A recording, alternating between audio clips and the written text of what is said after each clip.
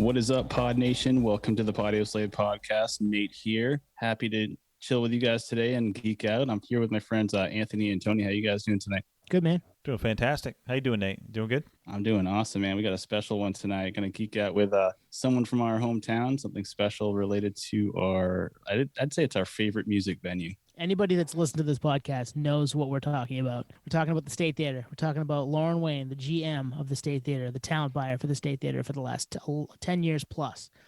We had her on tonight, and it was a blast, right? It was a great conversation. Absolutely. I mean, if you're from Maine, you know the State Theater in Portland, Maine, just under 2,000 cap, perfect size room. If you've been to a show in Portland, Maine, you know Portland loves music. And we all started going there in our early teens, and we can not wait to get back there. We're really jonesing to get into it, and I think that comes across in our interview with Lauren. Yeah, so let's get into it.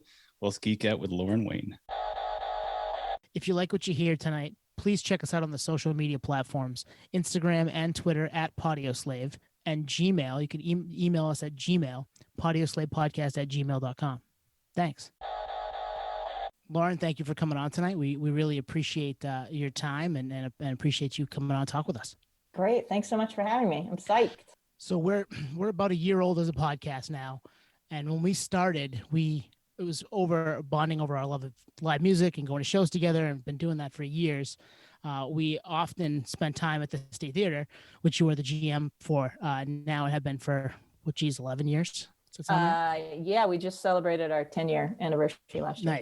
Nice. So we had you circled. We were like, we would love to talk to Lauren about how that all goes down, especially where there was a hiccup for us as kids. Like, we were going when we were 16, 17 in the early 2000s, and then it closed because of some, renovations being needed and safety stuff and code stuff. And then to have it open back up in 2010 and really kind of hit the ground running.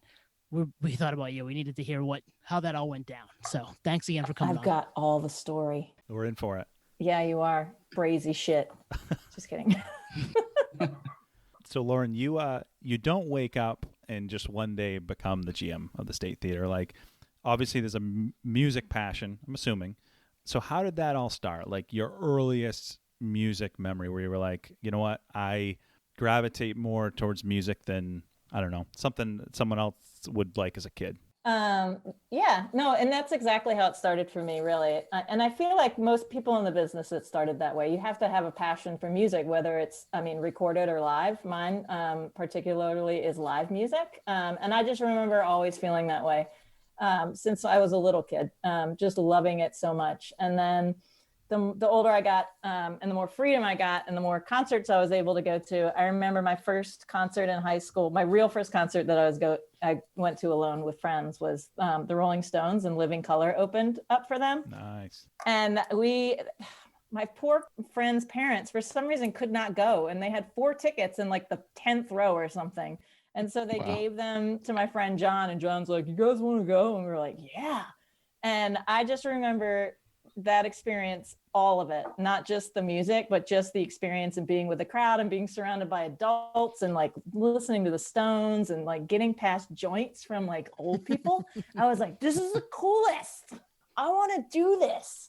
And so in college, I just went to as many live shows as I could. And I was probably like 2 or 3 shows a week throughout college, and then never really kind of thought about this kind of a position and job. It didn't come into my mind until I moved to Portland, and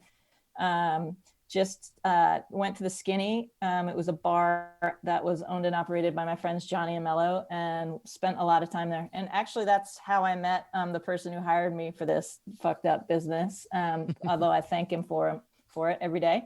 It was Jim Ahern, and he at the time worked for Don Law down in Boston. That's how I got my start, and then just did all kinds of stuff for Don Law, Tea Party, and it eventually morphed into Live Nation. But really stuck with the marketing side of the business more than the buying. And then dabbled in a little bit of talent buying, but not too much, because it was Portland, Maine. And I don't know if you guys remember, but back in 2003, 2004, there wasn't a ton of places to play. Like the Big Easy was pretty much the only one before Space Gallery opened up. And and the Skinny was open, but only for 2 years. And then of course the State. So we were doing, when I worked with Live Nation, we were the exclusive promoters at the State at the time. So we did all the shows before the city shut that place down. It was such a sad moment. Yeah, that was heartbreaking. We were all like, and we're, early 20s at the time. Like this was when stuff would have been coming through, and we were already living there when we were 17. So we definitely would have been there 20, 21, 22. But yeah, that was a bummer. But you brought it back. So that's we'll get to that in a second. So yeah, you were doing the Live Nation thing. Can you take us through when you're doing the marketing thing? What does a day like that look like for you?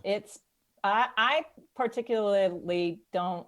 Well, I shouldn't say that. In the position that I was the director of marketing for Live Nation in Boston, when their director actually went on maternity leave, I took over. It wasn't my favorite thing to do. But now I really love it. I think that's more because I have, a little bit more skin in the game. And it's just a cooler, I should say not a cooler company, but it is. And I like who I work for and with so much more, but it's a lot of media buying and media planning and budgeting out. And then when you work for a company that big, they put you on a centralized marketing platform. So you're like doing your media plan and then having to upload your media plan and then, justifying your media spends. It's doing a lot of communicating with agencies, because each large agency has their own marketing person and marketing department, which oversees the artist's marketing. So it's a lot of back and forth with agency marketing teams, and just they want to make sure that, you've got a grasp on things and you're spending the money smartly and wisely. You're not overspending, because a lot of the deals depend on how much money that you're spending, a promoter spends. So it's a lot of PR stuff, a lot of promotions, lots of promotions, especially if the show isn't selling. But it's never the marketer's fault if the show doesn't sell. It's the talent buyers. What about the band? Is it the band's fault? Never the band's fault. No. It sounds like it was kind of a cool organic progression, though, because it wasn't like your main focus primarily when you got to Maine, and you kind of worked at the Big Easy. No, right. No. So when I feel like we have the luxury of being in a small town, but it's also very difficult, or it's a bigger town now, but back in the day, and still it holds true now. The companies are rather smaller. The market's obviously way more smaller. It was tertiary. Now I consider it more of a secondary market, but compared to the Boston, New York, Atlanta, and the major markets, anybody in the company, no matter who you work for, if you're in a smaller market, you're wearing many hats. So for me, it was learning how to market a show, learning how to sell the show and sell the tickets. And then my passion really was, okay, I want to, talent buy, which is just book a show. So that's what I really love doing. But I was doing like the bands that I love the most, which was, we did like Animal Collective and Rachel Yamagata and Badly Drawn Boy. The Decemberists all played at the Big Easy, but no one really showed up. So that was fun. And then basically Don Law and his team were like, you're not talent buying it. You're not buying anymore. I was like, okay.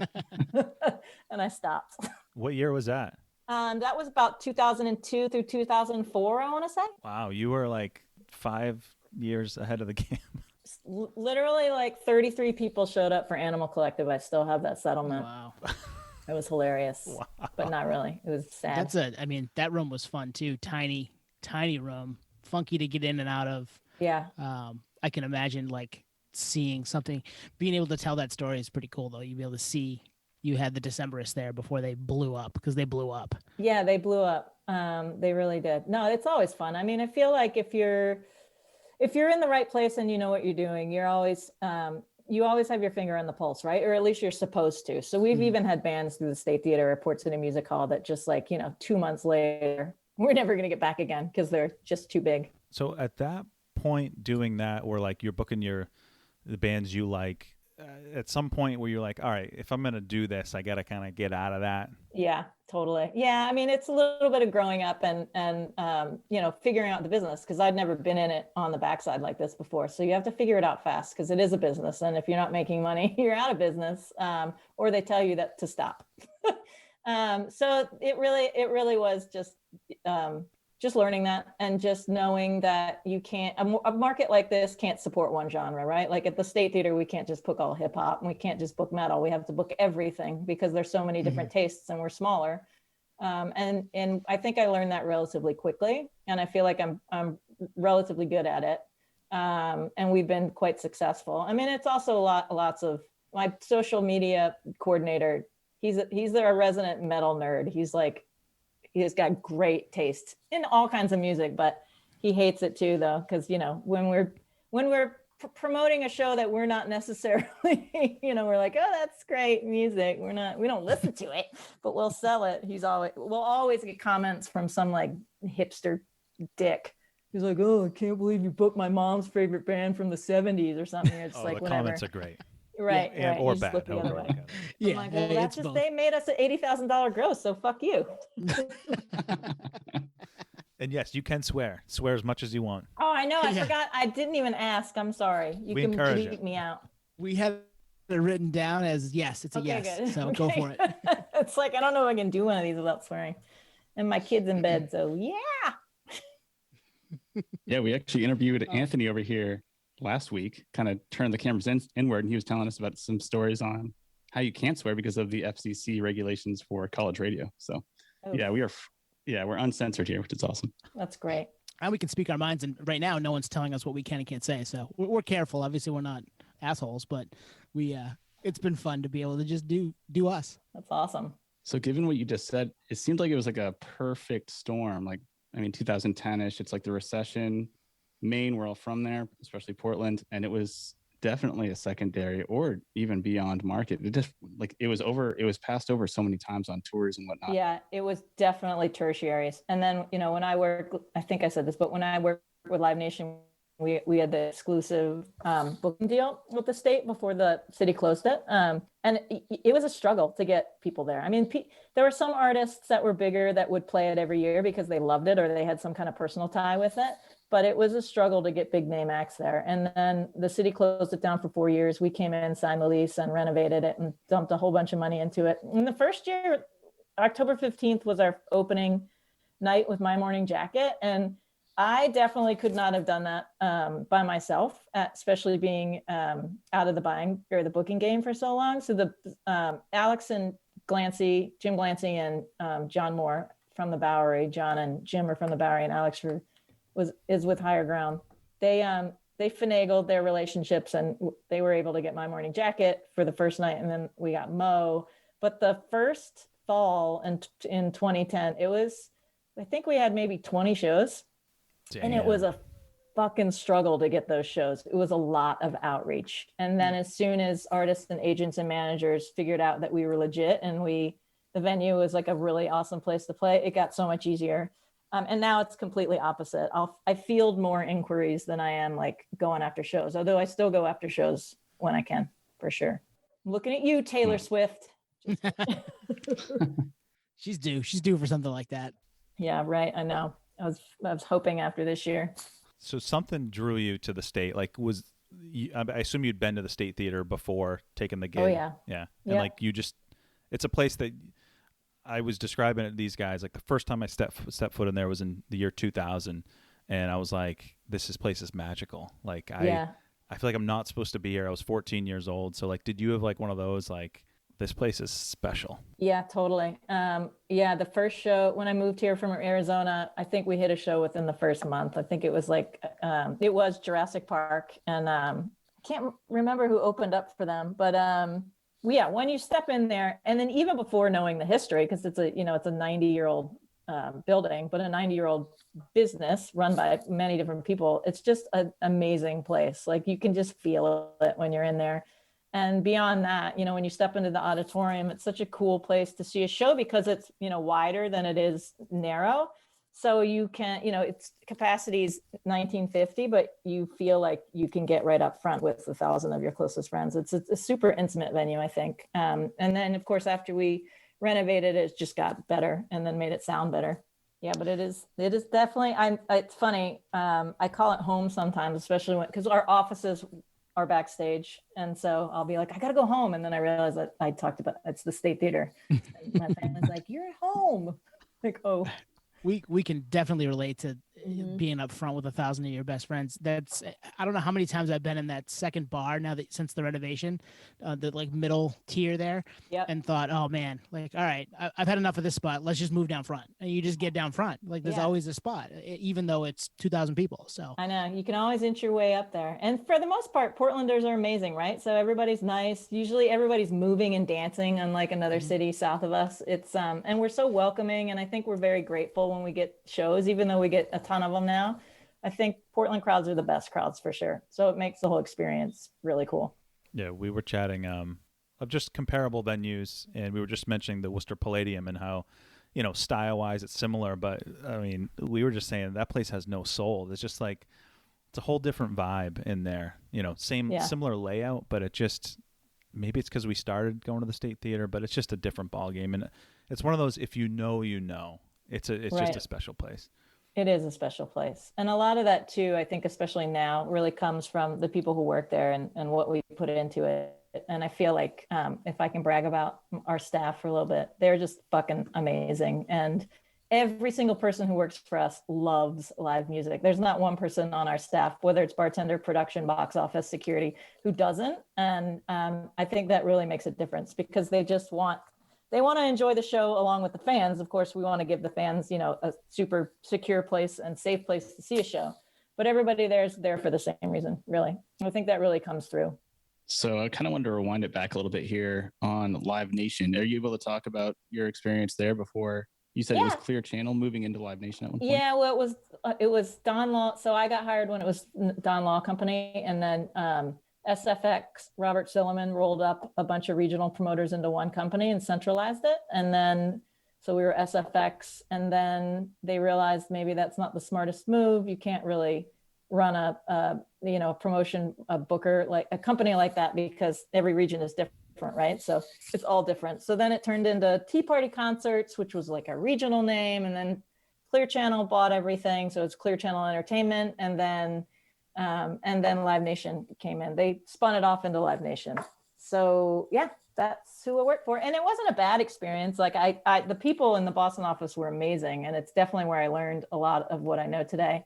And they're cool, and they're still operating down there. I feel pretty grateful to have worked for them, but I'm glad that I don't anymore.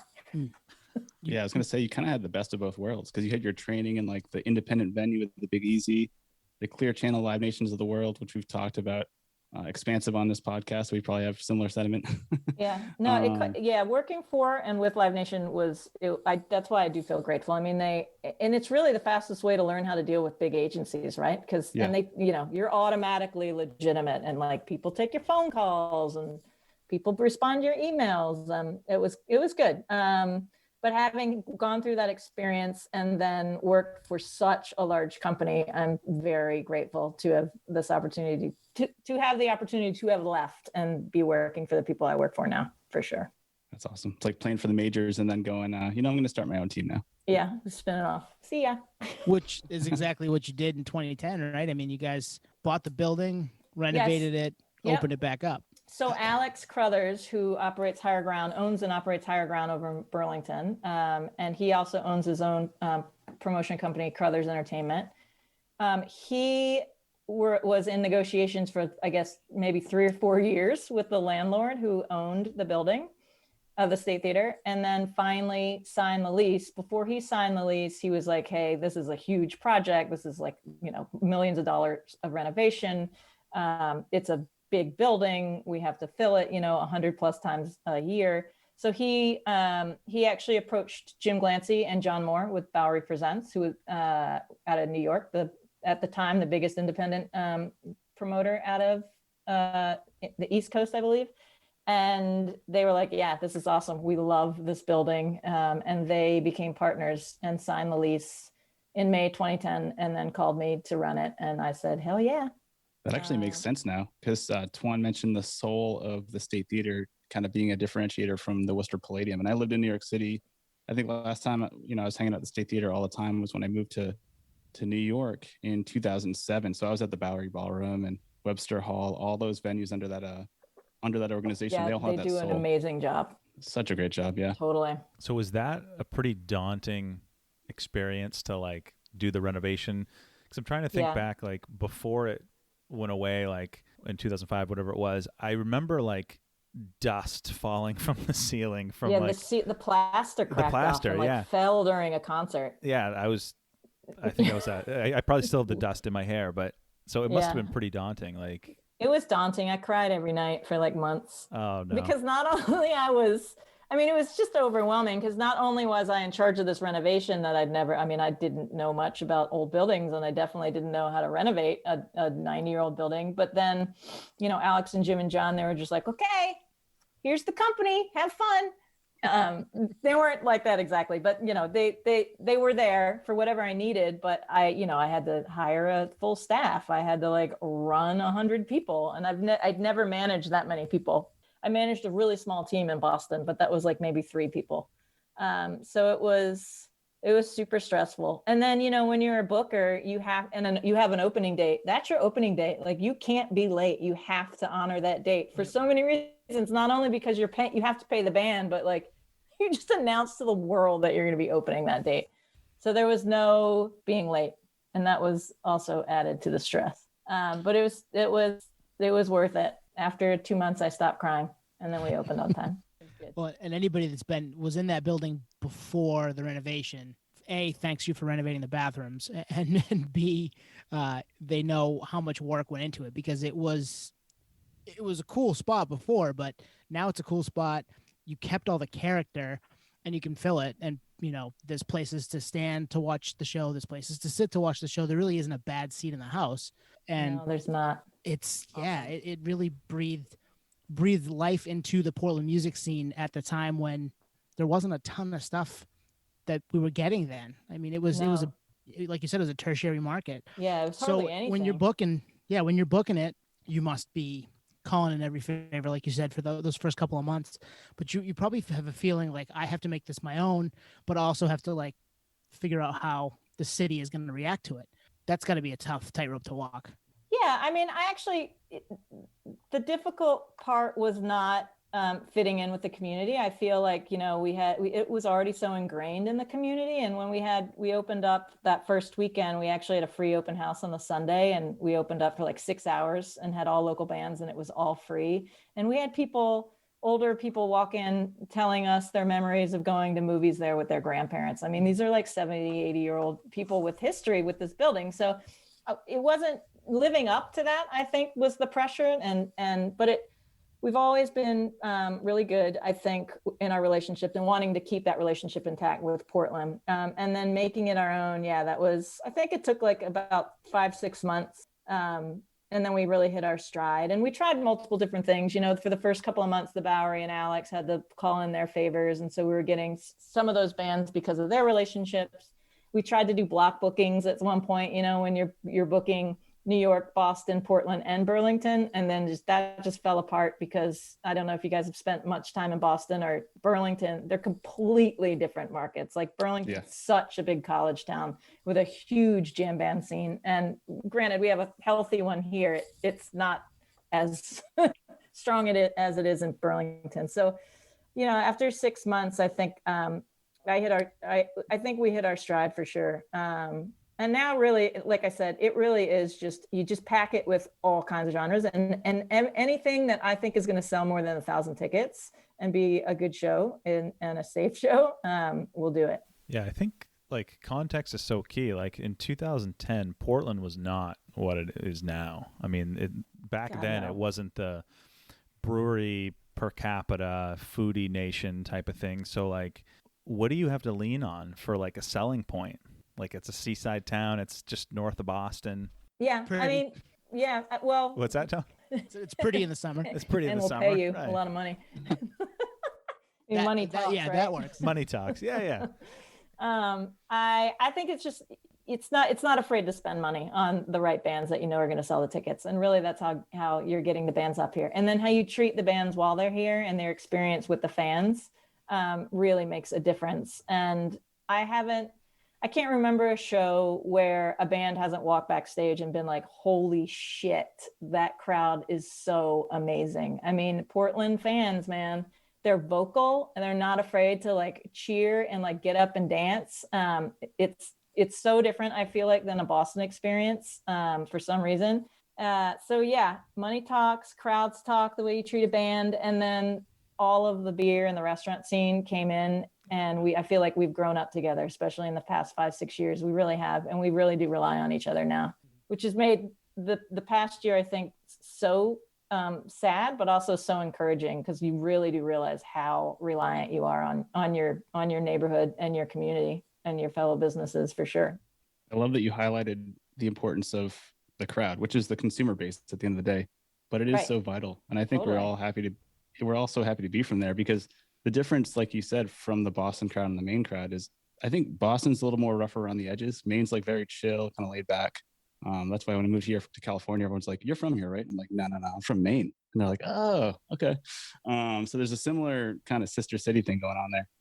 But I appreciate that, kind of highlight the crowd, that they make the show so much bigger. And I feel like that must have just gained that momentum for you on booking these shows, because the crowd response was so strong, both on selling out venues, but just that response during the show itself. Yeah, no, I mean, we wouldn't be here without the fans and the customers, and that's why it's super integral for our company and our business to treat fans so well and give them a great experience. I feel like we do that at the state.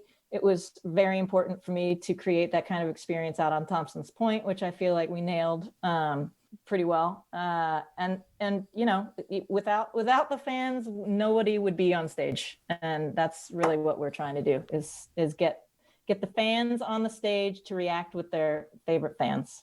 So you're a couple years in to the reopen.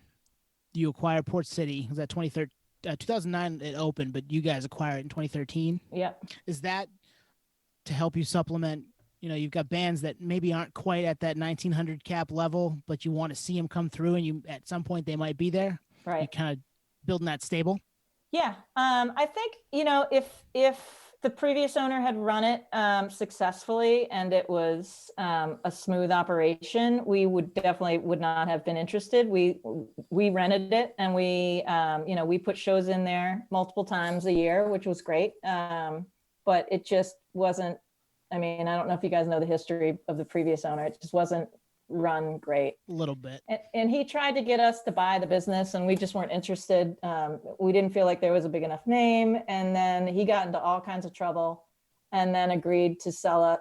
It was an acquisition sale, really. And we just came in and took over the assets and the lease. And it was for that. It was because we felt it was so important to have a development room, right? So funnel those baby bands, and personally, like all the bands that I love, into the state, and to help them grow their business. So a band never wants to stay stagnant, just like any business. They want to keep growing and developing.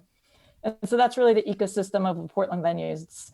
You go to smaller venues, you're like psyched when you get to the point where you're playing Port City and selling 500 tickets. And then your next step up, after maybe 2 sellouts at Port City, you go to the state and you sell that out. You play that multiple times. And then now you can either go to the arena or you can go to Thompson's Point. So we really have it all. And Port City has what I call, or did have, the adult section, as I call it, the nook on the side there. Yeah. Yeah. Yeah. Yeah. It was called VIP, and I was like, don't call it VIP. Preferred seating. Preferred seating. That was another spot that was easy. You could see the show from anywhere. The acoustics were great. Everything sounded great. Gosh, RIP. But that room, that's one thing that the previous owner did right. He spared no expense when he opened that room. He spent a ton of money on it, soundproofed it. It was a fucking amazing sounding room. It looked really cool. Yeah, it was sad to see that go. We had to close that last year. Even down to the wallpaper on the side, on the right. And stenciled. Was it really? Yeah. Wow. Damn. Yeah. Gorgeous. Yeah, it was amazing. Preferred Except for the seating. bathroom situation. The bathroom situation, again, like the State Theater, the bathroom's in the basement. It's just like, no. Yeah, so you just hold it so you wouldn't miss a song. Yeah. Or 3 songs. Right. I was going to say the preferred seating. I think the preferred seating is a Live Nation Ticketmaster no, verbiage. that's VIP. That's VIP. We have preferred seating. It's important, I think, for anyone listening. Like, we didn't have those venues on our come up. It was really just the State Theater, the Civic Center. Asylum. and I guess the Asylum, but it wasn't all ages. Asylum, It kept going back and forth from all ages. So it was like hard to get in there as a kid. But Right. yeah, with the addition of Port City and now like, I mean, how many venues are you operating now? Well, we were operating 3 exclusively. We closed Port City last year. We still have the state, obviously. We're exclusive out at Thompson's Point. And then we go into any open room. So I work really a lot with Ken over at Portland House of Music and Events. And we'll do shows. We've done shows at Blue. We've done a few shows at Space. Not so much in the near past. I can't remember the last show we did there, but yeah, we'll go into any room that makes sense for the band. It's really, and One Longfellow, a ton of shows at One Longfellow. So let's take us back a couple of years after the state comes back. Kind of what I view as almost the precursor to Thompson's Point was that Mumford show. Oh God, yeah, Gentlemen of the Road. Yeah, Gentlemen of the Road. I was there. Tony, you were there. I was there. Yeah. Nate, were you there? I was there. Yep. Yeah. Oh, that's so funny. So Good for you guys. how does that even come about? Because that's like the last place I would have thought for a show to happen, but in hindsight, really genius. It's like the most beautiful part of the whole state. Yeah, it really is. It is I think, God, if only we could drop a permanent stage there. It'd be a best I know, venue. right? Yeah, it really, I remember, so I was in Arizona, I was on vacation at the time, and Mumford and Sons work, I think still work with AEG, Madison House, and there was a guy that they're really close to called Mike Luba, and I was getting these calls and emails, these frantic calls from like Mike Luba. He's like, I'm coming up. You got to take me and we got to go see the Eastern Prom. We're going to do a show there. And I was like, I'm in Arizona. But he was like, no, you got to fly home early. I didn't fly home early, but like the day I flew home or the next day, he was all about it. So it was really Mumford and Sons who came up with this idea. They wanted to pick 4 markets across the country that were in not well-known markets, just random markets, but in these epic outdoor spots. So they had like 20 in mind. And then they were just like, okay, well, every local promoter in these markets, tell us why we need to do the show here. So we sent them pictures. We took Mike Luba on a tour. I wrote some ridiculous, like dramatic email and like letter to them. And they chose Portland as one of the stops. They called it the stopovers. And then we had, this literally was in, I think, January or February. And it was like March or April. And the stopover was August 4th, 2012. So we had like months to put this together on city property, which added like a whole like new set of restrictions and hoops that we had to jump over. It was a crazy couple of months, but we did it. And it was, fucking epic. It was awesome, but it was, it was a lot of work. I would do it again, but maybe once a year. Right. Yeah. Unless it were a permanent venue. Yeah, How I many don't think people most did you people. sell for that? Well, we tried to sell 20, but they only gave us a capacity of 16. Wow. Was that I sold remember out there at being a lot, yeah. 16? Yeah, we could have fit 30. Yeah. That would have been, it was already nuts. That was quite a day. It was warm, but it was not too warm. And obviously as the sun went down, it was kind of perfect. Yeah. Yeah. We like there was fireworks at the end. It was the whole thing was to get the city to approve us to do that. We actually had to like build new drainage. You know where the stage was? There was, I don't know if you guys remember, but right in front of the stage before that we rebuilt the area, it was like a little swamp. So we had to completely regrade, like dig like a permanent trench and drainage for the city.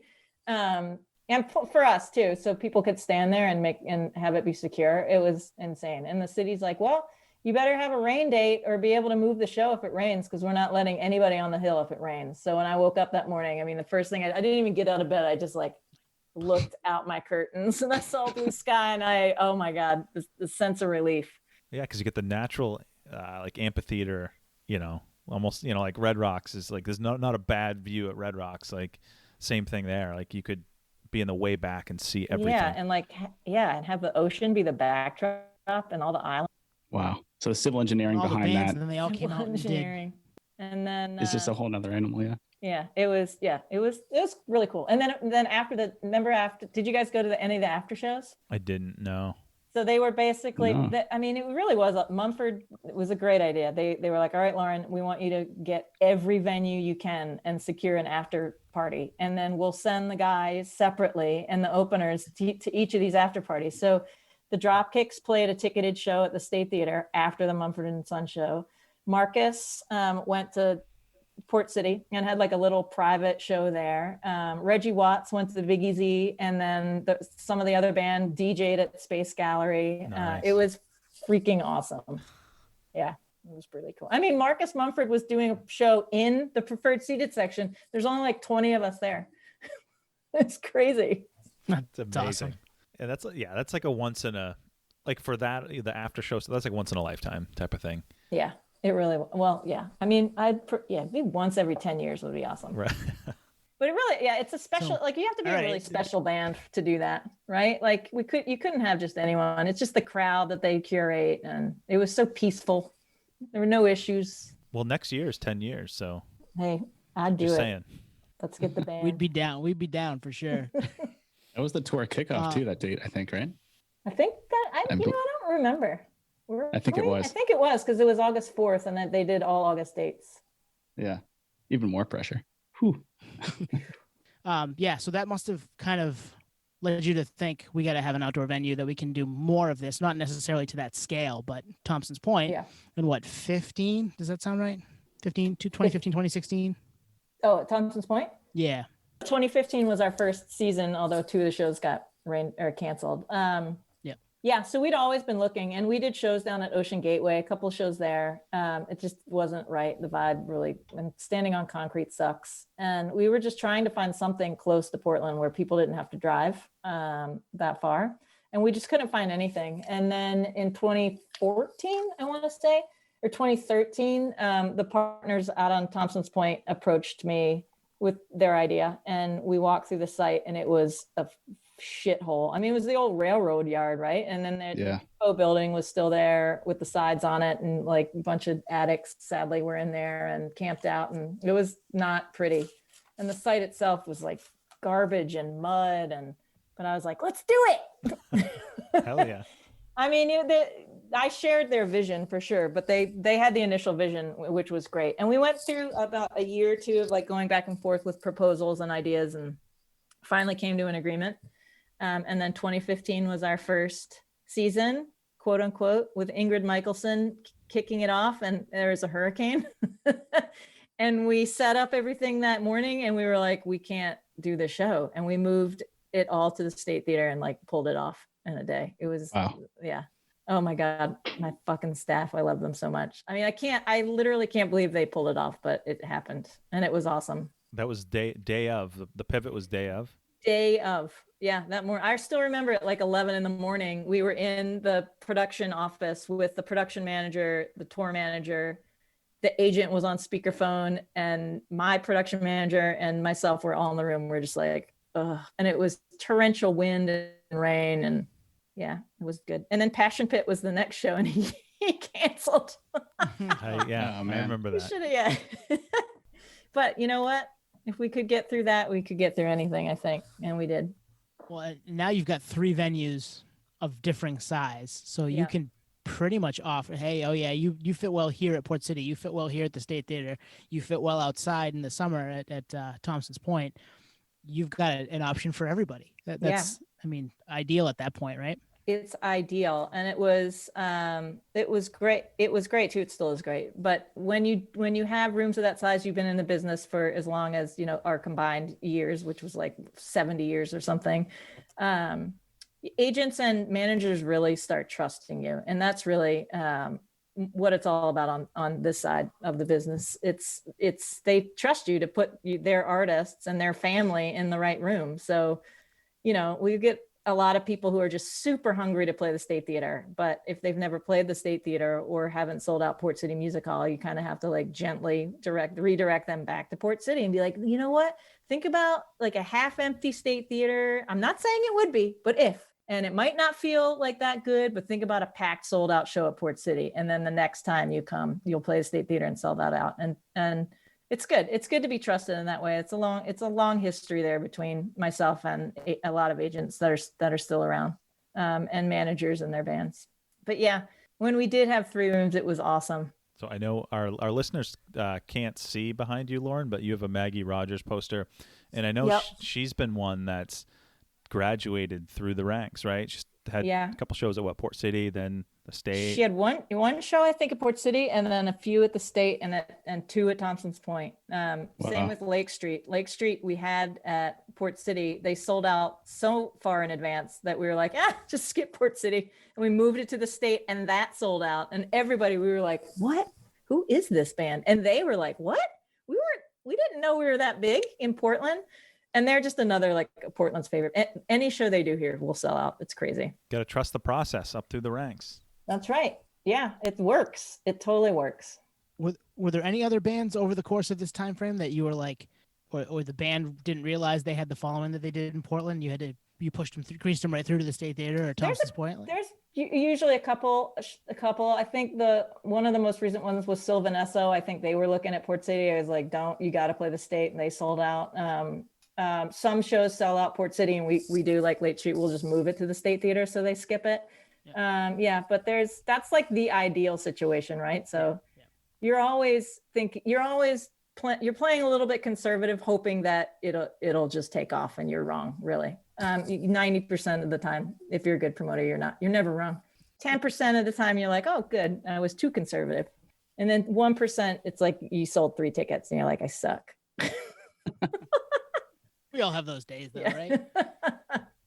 It's so interesting with Portland scene. Do you see yourself like when you travel, you talked about like being on vacation, do you see yourself in these other markets like, oh, they have the small, medium, large thing going on too, and are they executing at the same level that we're doing and so forth? I think most of the promoters that I communicate with do it the right way, and they're the ones who've been around for as long as we have or longer, because they just know how to do it for sure. Yeah, it's cool because it's not like you're shorting the band. It's not like you're like selling them short. You're like literally like, trust me, like help me help you. No, Let's it's do a really sold just out helping show. them develop their business smartly and efficiently. I mean, exactly. No one, and that's, I think, the huge devastation I think we'll see in the next year without a Port City is that there's no mid-size room at this point. I mean, I think eventually that's what we're looking at, right? We'll open a new room, but not during a pandemic, and certainly not right when we open the State Theater, because that's our focus right now. Nate, you kind of asked a question I was curious about. So my day job, I'm a IT project manager. So, I'm a control freak. I love to own the plan. When I'm on other projects, I'm like kind of looking at how the other project manager's managing it. In my head, I'm like, I do this different, that different, this different. So when you go to other venues and shows, are you looking at like, geez, this is not efficient? Is there any of that? Exactly. Yeah, some, but it's actually the opposite way. Whenever I go to another venue, I'm like so fucking happy I'm not in one of my venues, because at my venue, and my staff will attest to this, they're all like, oh God, here she comes. What is she going to point out? I when I can go to a show that's not a State Theater owned or operated venue, I'm just like trying to have the most fun as possible and just enjoy myself. Because it's not that I don't enjoy myself at the State Theater, but it's, you're, even when I'm not working, I'm working.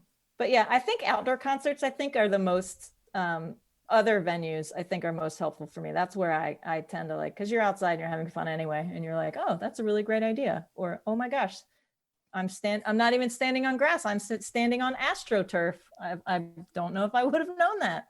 It's a great idea. Right. There's that angle. Yeah. And those, outdoor concerts are just a blast, especially in a place like Portland, Maine, where the summer is, don't blink, it's over. But when we have it, we're like, this is the best. This is why we live here, because these, 45 days or so are just perfect. 45. It's about right. Something like that, right? I grew up here. I could say that. It's true. Telling the way you described it, it's like that's the reason I left. But us talking about like Maine and State Theater in Portland, Maine, I'm like, God damn, I want to get back. Time to come back, bro. Time to come back. Man, well, you're not missing much right now. Yeah, no kidding. I don't know. There's culture there that didn't exist when I left, I feel like. And the State Theater, I think what you're doing, Lauren, is actually a huge part of that, because without that art scene, it's kind of bland. It gets kind of, or at least at the time when I left in 2007 originally, like there was nothing going on at all. It was really depressing there for a few years here, especially from 2006 to 2010, when the state wasn't open and no one was coming through, and there just was another, there's not a venue to grow into. So all the baby bands were like, why am I going to Portland, Maine? But I agree. Thank you. I feel like we had a huge hand in driving this economy to where it is today, and developing this city.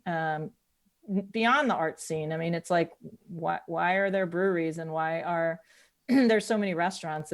It's because, there was music here first, I think. And then everybody, and like I said, and then all of a sudden we all established ourselves and just kind of grew up and grew the city together.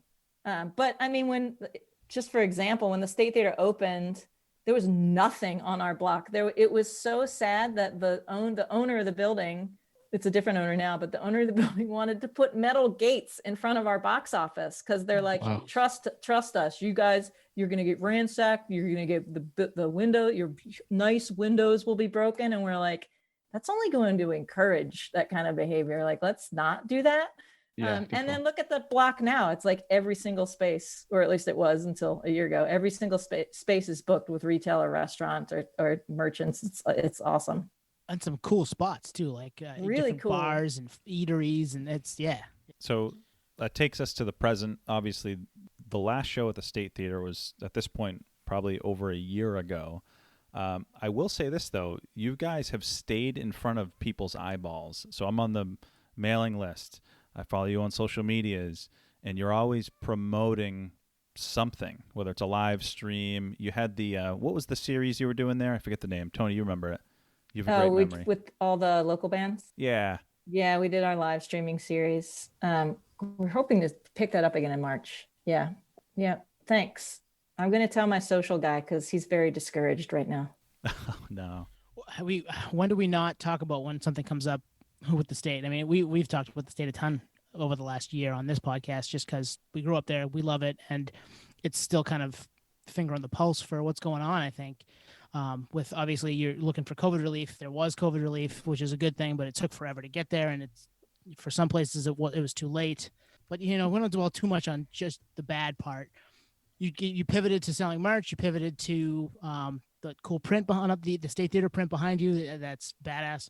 You're doing some live stream stuff that is ticketed too, right? So a little made bit, yourself viable. Conclave is what I was thinking of. Yeah, Conclave.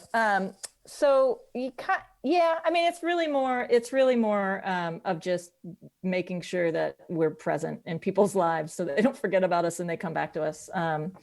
It's not anything that we pivoted to isn't making us, enough revenue or anything close to what we were doing. We're in a relatively safe position in terms of the State Theater in Thompson's Point. For various reasons. Port City, not so much. We didn't own the building. The landlord didn't want to negotiate, and we didn't want to pay rent for a year on a dark building.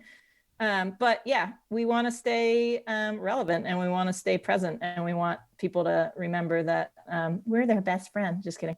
But I appreciate the kind words because we actually talk about this a lot during staff meetings because we run out of things to talk about, and half of us get discouraged while the other half of us are super hopeful, and then it flip-flops, and then I'm feeling discouraged and somebody else is trying to be positive. So it's good to hear that you guys are seeing it and you're paying attention and you like it, because it makes us feel a lot better during this time, because it's actually really fucking sucked.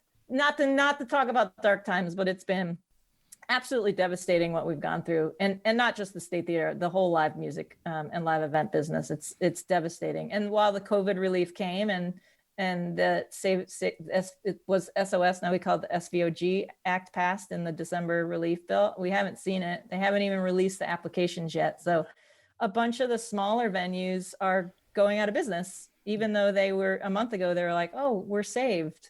They can't even apply yet. So it's a struggle. For sure.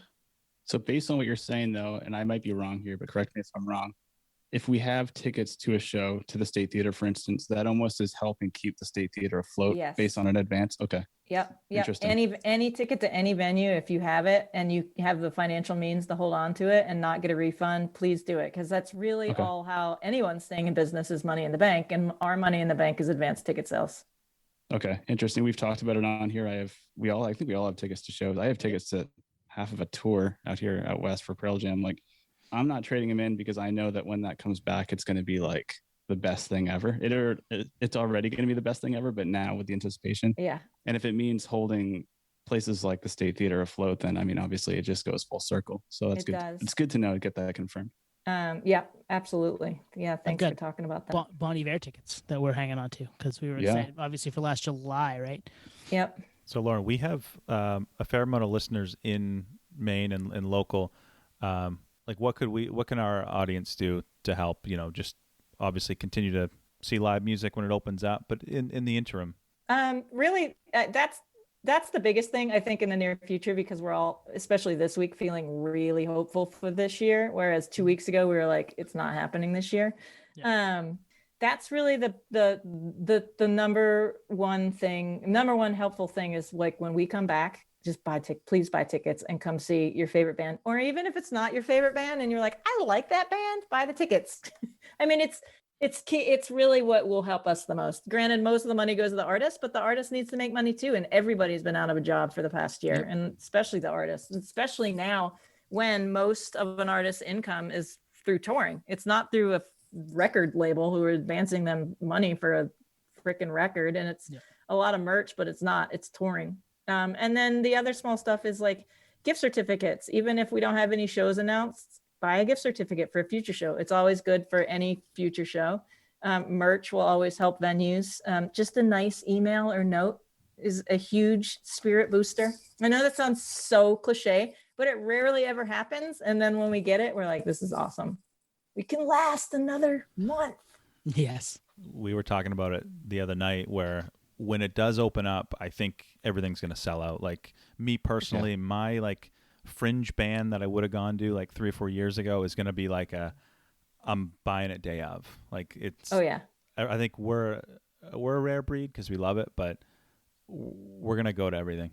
Agreed. And even when we have like month or biweekly staff Zooms, we're all like, holy crap, remember the show that we stayed home for because we were like tired and like I went to the show last night, I'm not gonna go tonight. I'm like, oh my god, never again. Never going to every show. You essentially just summed up the last 52 episodes of this podcast. That's all we've done has been like, man, we should have gone to that. Or I can't believe I didn't, through 2020 eyes, why didn't I go? Yeah, but I agree. I think I feel pretty, again, asked me 2 weeks ago and I would have been like, no, we're never going to open. But now with the vaccines going the way they're going and the cases going down, knock on wood, if the trajectory continues like this, I feel like it's going to be a really bonkers fall for sure. Oh my God, I hope so. Yeah, get some more Thompson's Point shows in September, October. That'd be awesome. I mean, if we can salvage, that's the thing. We're ready to go. If we can salvage August and September and go into October, we absolutely will. I think right now we're waiting on obviously the state of Maine and the governor to announce her plans, and you know we're erring on the side of caution. We always want to listen to science, but we're ready to go, and we're ready to go in a really safe manner. And I mean that's what we've done for the last 10 years. That's what we do. And then it really relies on the touring. Are there artists going to be touring? Because when you think about it, that's fucked. When you think about if everyone's going out at the same time, there's only a limited amount of production. There's only a limited, I mean, if you don't own your own production, you're renting it from a production company. You're renting your tour bus. You're actually, if you don't have a tour manager who's with you, you know, they share tour managers. You're not going to have a tour manager. It's crazy. So, but I'll take it if it's that crazy. If tours are out, we'll go. And if the state of Maine allows us to open, then we're ready. Lauren, we've talked about that at length on here, actually, on tours that were booked that are getting postponed and how that interferes with tours that were booked for 2021, 2022. Everything is basically just being pushed ahead, I take it. Yeah. Or there's some kind of bidding war on that arena or theater or whatever it is. So is that something you're dealing with in real time, or is that? Yeah, I haven't heard much about that. I think for the most part, venue avails are very difficult to get in fall right now. Like we're stacked up 7 and 8 holds a day some days. Wow. Those naturally clear out for us, especially like a market like Portland. But I can't imagine a primary market right now. I bet it's just a total fight over venue avails and like who's getting what. Most venues have their own production, so an artist can make it work. They might have to downsize a little bit, but it can happen. But for the artists that are going into arenas and the outdoor shows who don't have their own stuff, man, I don't know. It's a good and terrible time to be a production company because you don't have any business right now, but get ready. It's like I tell my staff, I'm like, if you're going on vacation, whether it's a staycation or not, like you go now because you will not be taking any time off when we reopen. Part 2 to that question, I don't even know if you can answer this. Have you gotten any proactive protocols for when reopening occurs that you have to follow some kind of social distancing even with a vaccine in place? Yeah, we're prepared for that, and we can operate under that. And we're, there are some people just don't even want to open under restricted capacity or social distancing. For some venues, it just doesn't make financial sense. Like when you're selling less tickets, but you're expecting to pay the same amount of money, obviously that doesn't make any sense. We're ready to do that. We're hoping that we don't have to do that. Again, this all really, really relies on how fast the vaccinations go and the age groups, and then herd immunity and science. Ideal situation, we don't have to adhere to any restrictions or capacity restrictions or social distancing or physical distancing, but we certainly will if we have to. I mean, backstage protocol will automatically change. I mean, we're probably going to get rid of catering at the State Theater, and there'll be buyouts, which is fine anyway. It just encourages bands to experience our local restaurant scene. Hand sanitizer will never go away. We've got 80 gallons of it spread throughout the venue, which will never go away backstage. Bands might stay on their buses a lot more and not come into a venue. It really depends. It's all a guessing game at this point, and making assumptions and trying to make educated guesses. Yeah, I think meet and greets are maybe a thing of the past. Good. Nate's really sad. Nate will find him outside. He always does. I don't think they'll ever go away. They'll just change. There'll be no touching. Right. Yep, exactly. All right, we got a couple quick hitter lightning round questions to finish up here. Nate, you got to do the first one though. That one was yours. Oh, okay. Yeah, I mean, I think we were talking about this earlier when you were booking the Big Easy. But in terms of the State Theater or even these, Thompson's Point, what is some band that you booked that huge fan of maybe prior as a kid or whatever, and you booked them and they finally walked into the venue? You're like, holy shit, this is actually happening. I'd get that. I actually have a lot of those experiences. I assume, very, very first, and this wasn't even under the current iteration of the State Theater, but when I booked Modest Mouse, I think it was in 2008, I want to say, or not 2008, 2004. I was at that show. Yeah. Yeah, that was my very first show that I ever booked at the State Theater by myself. And it was one of my all-time favorite bands. I couldn't believe that was happening. I'll always remember that. And then when I booked Churches and The Kills, back to back, The Kills are one of my all-time favorites too. We have a really funny story.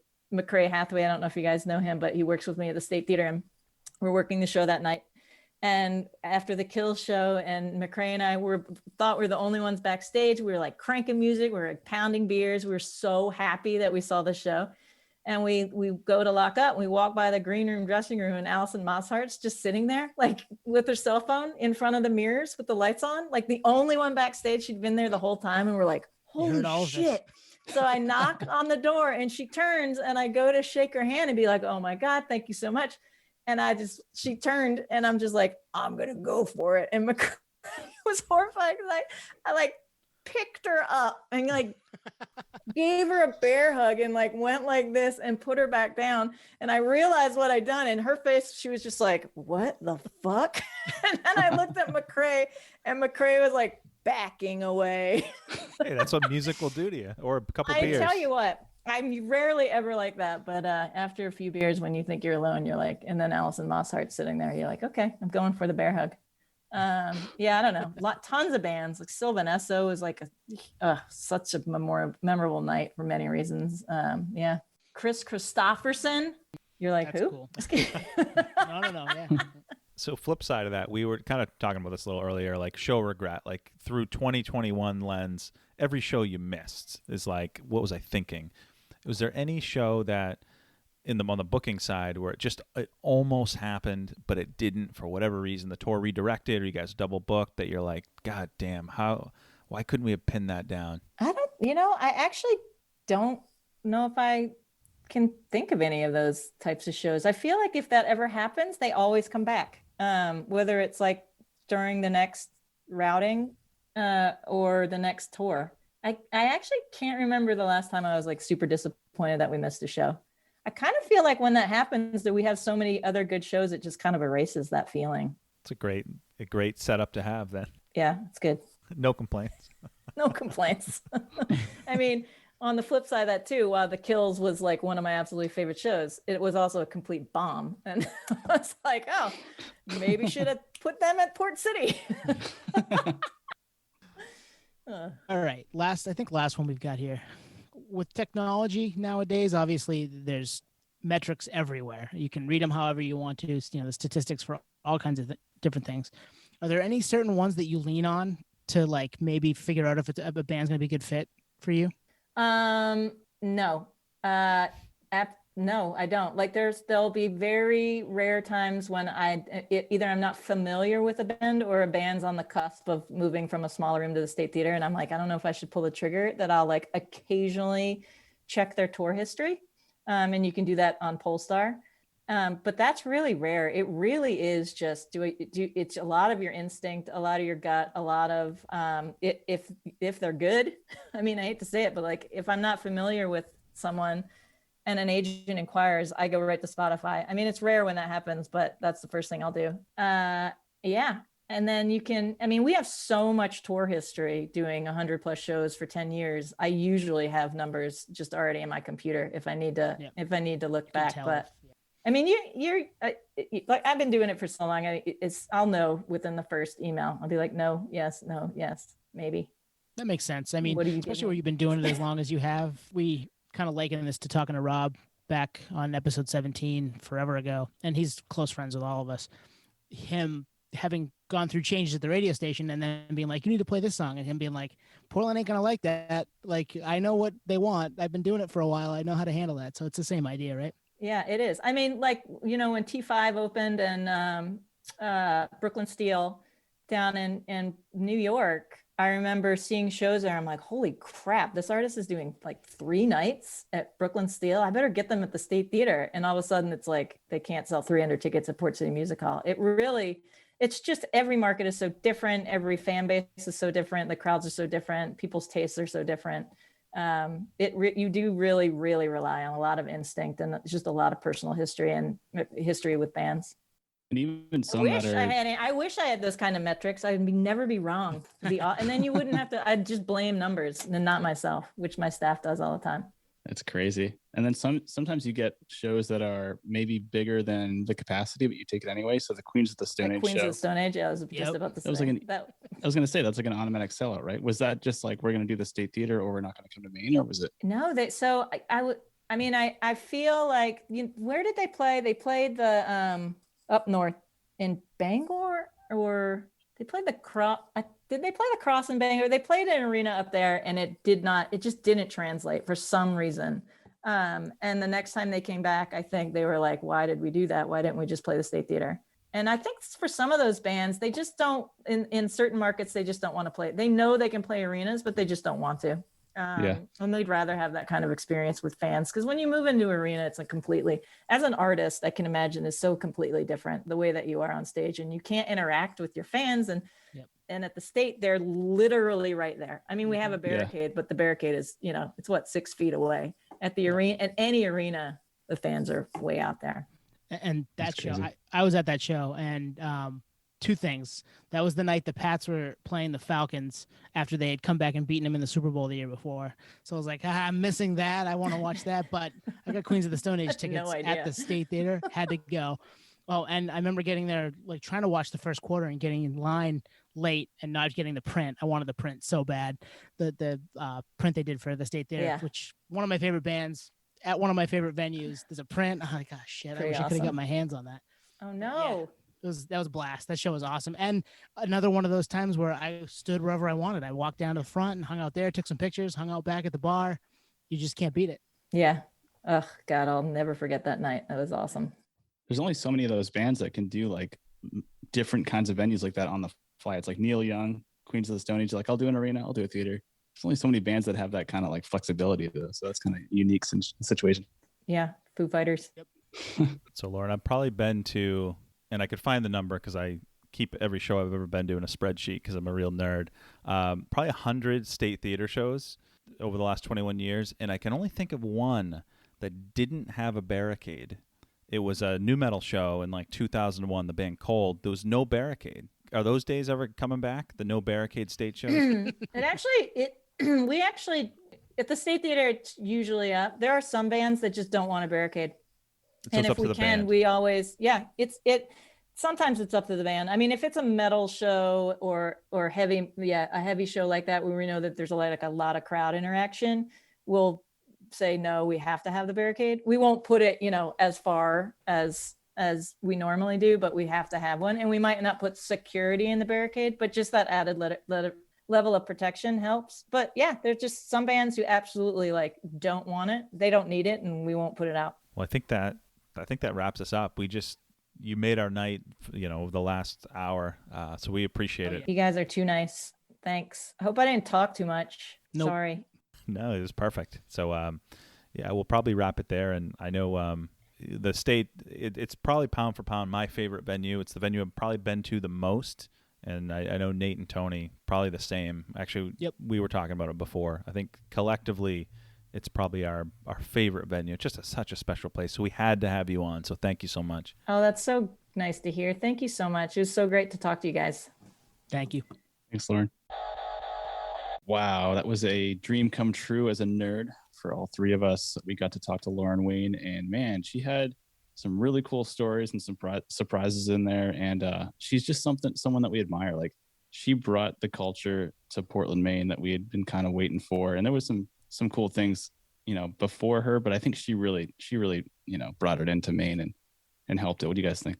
Oh, absolutely. No, I think you definitely saw, kind of a change of the guard, when she took over the helm, and, some of the most iconic venues. We mentioned a few other venues, on the episode, but, you can't beat the total package of the State Theater. And certainly we loved Port City. We'll definitely miss that. And Thompson's Point is absolutely fantastic as well. But we grew up there. We grew up at the State Theater. I mean, what more could we ask for, Yeah, really cool. Really, I mean, as I said to her, we've said numerous times on this podcast, a place that we cherish, a place that we absolutely love, and wanted to have her on to tell the story of it, because it's our place, it's our home, it's where we cut our teeth as music fans, as nerds, and to hear how all of that came about over the last 10 years or so, with the reopen and Lauren kind of running the show since then, that was cool, man. Like, I'm happy we were able to do that. And she'd been on our wish list for quite some time, and we were able to make it happen, and she was awesome. Yeah, really answering the questions pretty in depth too. But like you said, like, State Theater is very holy grail for us. I mean, it was our comic book store, it was our arcade, it was our, sports arena, it was the concert venue. The State Theater is quintessential for all the memories, but really just a breeding ground for us to understand how the music translates live. And it's never been the same ever since. So to hear it coming from her too, I mean, we talked about it at length. Like, she was at, even before she was the talent buyer there at a lot of the shows that we were at with together. So that's kind of cool. Yeah, we talked about it kind of off air a little bit, but it was a State Theater show was the first concert that I went to of a band that I wanted to go to. I saw 311 there in 2000, March 2000, with Jimmy's Chicken Shack, and 14-year-old kid, you see this brick building and you're like, all right, you have no idea what to expect. Like, I didn't think it would be that big, and you walk in and it's like, wow, this is pretty grand. And I don't know, it was this cool mystique of, almost thinking it was a place you shouldn't be, being that young, and there's people smoking pot and there's beer, and it's like, wow, this is interesting. And it was a great show, and I still think I have disposable camera photos from that show, because I remember bringing my camera, being a geek, being a nerd that young. I'll have to try to see if I can get those developed, but I have memories from dating back to then. And then the last show I went to, I think at the State, was that Incubus 20-year Make Yourself show. So we've been going there for many, many years, and Nate, you before me, and this was fantastic, and I cannot wait till they reopen the doors. And not just there, like Thompson's Point too. Get outside, see some live music outside with 7,500 people, with open air and the sun going down over the water, and it's just a really special place to see a concert, and that's a place that Lauren also books for and is the GM of too. So pretty exciting stuff. We're happy we were able to talk to her and kind of nerd out with somebody that we've looked up to for all these years as far as music goes in Portland, Maine. Yeah, and I think there's a common theme with, and I don't know if we're just like lucky with all of our guests, but that kind of super nerdy, super geeky, like definitely not entitled, like earn the stripes type guest. And she definitely just put that out there on the podcast, on the episode, which I think is really neat, because we always wonder, like, how did this happen? Like, how did you get that gig? And it always comes down to like persistence and just nothing but passion. And she went, she talked at length at that, and to see her go from a state theater kind of falling apart to now Portland, Maine being kind of like a premier place for live music is great to see. And it really makes me proud to be from Portland, because it really was a nowhere city. And now I'd say it's probably world renowned for what it has to offer between food and now the live music and just culture altogether. Breweries, man. Yeah, we get some good beers too. It's amazing though that all three of those venues, like they've developed into their own brand. And how I kind of look at that is like, there are so many bands that I've found out because they played Port City. I mean, most state bands I've heard of, and most Thompson's Point shows bands I've heard of, but Port City, it's like, all right, if they're coming to Port City, they're obviously pretty well known. Like, what am I missing? And there's been a number of bands that I've found out about through them booking at Port City, and just the whole feeder system going up. I'm definitely going to miss that venue, but appreciate the shows that did happen there. I just want shows, guys. That's what it comes down to. Me too. I'm ready. I'm ready for it, and hopefully things are headed in the right direction, and we can see them before the 2021 is over.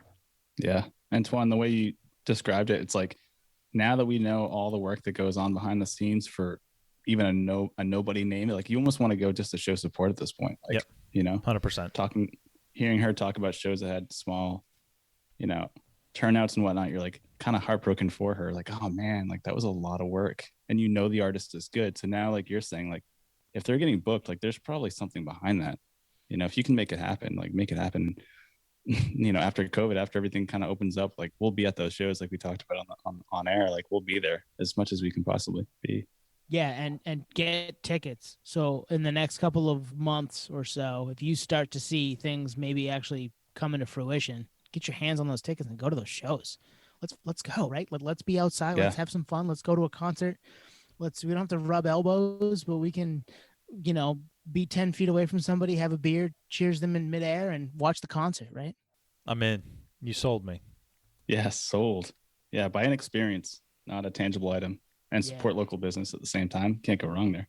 Thank you, everybody, for checking us out tonight. I think that's a good spot for us to wrap. We had a blast talking to Lauren tonight. We appreciate everybody that's checked us out. If this is your first time checking us out, hit us up on the socials, hit us up on email. We really enjoy doing this and love talking to you people. We're a year old now, guys. This is pretty crazy. Episode 52. Yep, it's nuts. Awesome. Well, thanks, everyone. Appreciate it. See you next week. Peace, potheads. Thanks, everyone. And Lauren, we just want to let you know you are now a certified Patio Slave nerd. Cheers.